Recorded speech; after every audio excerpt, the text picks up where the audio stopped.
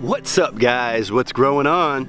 Hope everybody's doing good today, and it's got a quick little fall video for you because I wanted to kind of point out some things here around the farm. So, you know, we're getting towards the end of October, early November, and a lot of things on the farm are kind of, you know, getting ready to go dormant and go to sleep, and, you know, it's not going to quite look as good as it has all summer for you guys. So, you know, as I was walking out here this morning, I was like, I need to make a quick little video about dormancy and, you know, things going to sleep out here. So right now, you know, right over here, a lot of my turmeric are starting to get some yellow leaves on them. You can kind of see right there, you know, and that's something that I'll make a video on when we actually start to harvest and split that. So we've only been growing turmeric here for a couple years, and I've basically dividing and replanting every year. I haven't really started to sell it too much.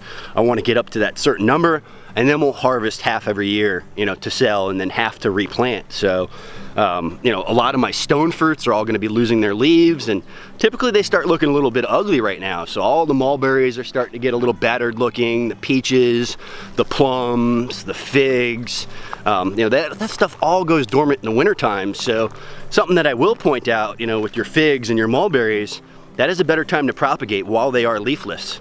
That is also a good time to prune. You know, a lot of people prune their peaches sometimes even twice a year. So you can prune them while they have leaves on them, or, you know, once they've dropped their leaves and they've gone dormant in the wintertime. So, you know, it's not going to be much longer that this looks as pretty as it does out here. And it's just very lush and green right now. And, you know, kind of pointing out here into this market garden area, all those mulberries are just starting to get a little bit ugly. And, you know, we start to see a little bit of insect pressure this time of year, and it's typically, you know, right as they're going dormant. You know, you'll see a little bit of rust showing up on the leaves of the figs. You'll see some little holes starting to show up in them. You know, I'm going to point out some leaves right here on the mulberry, and you'll see what I'm talking about. You know, and this isn't a problem that we have all year long, and I think it's nature's way of just kind of coming in and helping to remove those leaves. You know, I mean, you know, typically speaking, this isn't an issue with the mulberries right here. If you see this one, I mean, it's just completely nothing left of it. That leaves completely chewed through, and that's only a problem, not even a problem, that's only something that we see, you know, while that stuff is getting ready to go dormant in the wintertime. That's not something that's happening all year long out here. So typically speaking, you know, we're always pruning back these mulberries, they're always flushing new growth, there's always fruit out here.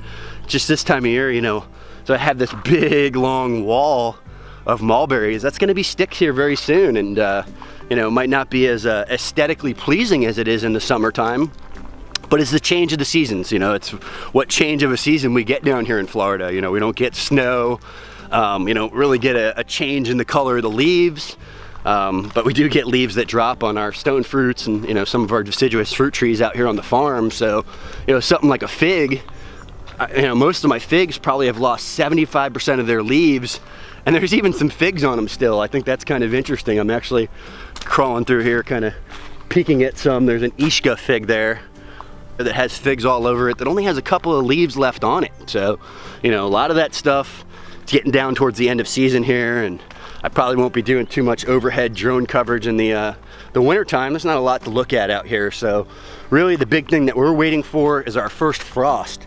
Hoping that's going to come closer to February. You know, last year that was early November, and, you know, the kind of the issue with the first frost is it's going to expose a lot of our soils. It's going to leave our grounds unprotected. So, you know, what we want to do is, you know, in a perfect world, I'd come in with grass from my scythe, you know, like Jim does. I mean, that's epic.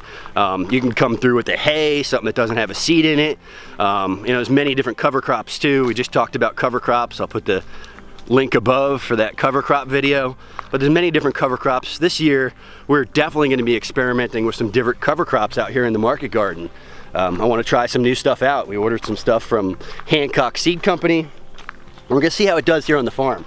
You know, very experimental, but the whole idea is, you know, we're always experimenting, we're always trying new things. You know, I don't want to get stuck in this rut of the exact same thing. You know, I constantly want to diversify. I constantly want to try new things. I'm constantly looking for the new great plant, the new great cover crop, whatever it may be. You know, there's always something new out there to try.